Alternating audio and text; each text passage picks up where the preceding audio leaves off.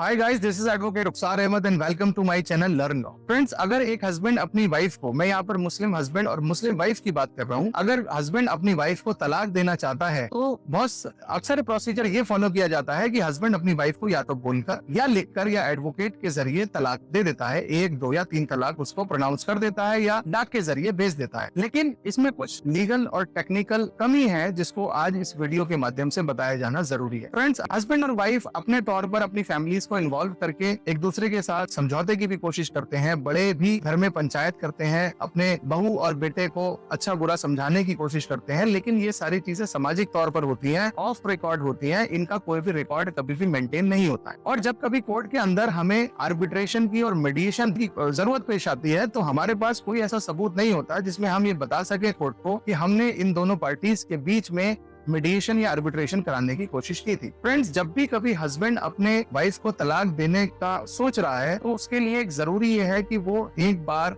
DLSA यानी कि Delhi legal service authority या कोई भी स्टेट का जो लीगल सर्विसेज अथॉरिटी है वहां पर एक एप्लीकेशन देकर दोनों के बीच में एक बार समझौता करने की कोशिश जरूर करे। बहुत सारे प्लेटफॉर्म्स है, जैसे मुस्लिम पर्सनल लॉ बोर्ड है, वहां पर भी आप आवेदन दे सकते हैं कि हम दोनों का बीच में झगड़ा चल रहा है और सेटल नहीं हो पा रहा है, मैं तलाक देने की सोच रहा हूँ, लेकिन उससे पहले मैं एक बार ट्राई करना चाहता हूँ कि हम दोनों का किसी भी तरह से समझौता हो जाए। फ्रेंड्स, अगर आप लीगल सर्विसेज अथॉरिटी के अंदर आप आवेदन देते हैं या आप मुस्लिम पर्सनल लॉ बोर्ड के अंदर देते हैं, वो आपको एक लीगल प्रोसीजर के तहत दोनों पार्टीज को नोटिस देकर बुलाएंगे। आपके 1-2 से ज्यादा सेशंस हेल्ड करते हैं, आप एक दूसरे को समझाते हैं, dos and don'ts, pros and cons सब समझाने की कोशिश करते हैं और वो सारा का सारा रिकॉर्ड किया जाता है। और अगर किसी भी वजह से आपका मीडिएशन फेल हो जाता है, आपकी वैवाहिक जीवन को बचाने का ये आखिरी रास्ता भी फेल हो जाता है, तो फिर वो अपनी तरफ से आपको एक लेटर देते हैं कि हमने आपके शादीशुदा जिंदगी में मीडिएशन की, आपकी काउंसलिंग की, लेकिन उसके बावजूद इनको समझा नहीं पाए और ये अपनी जिंदगी में आगे कोई भी लीगल डिवोर्स लेने देने के लिए आजाद हैं।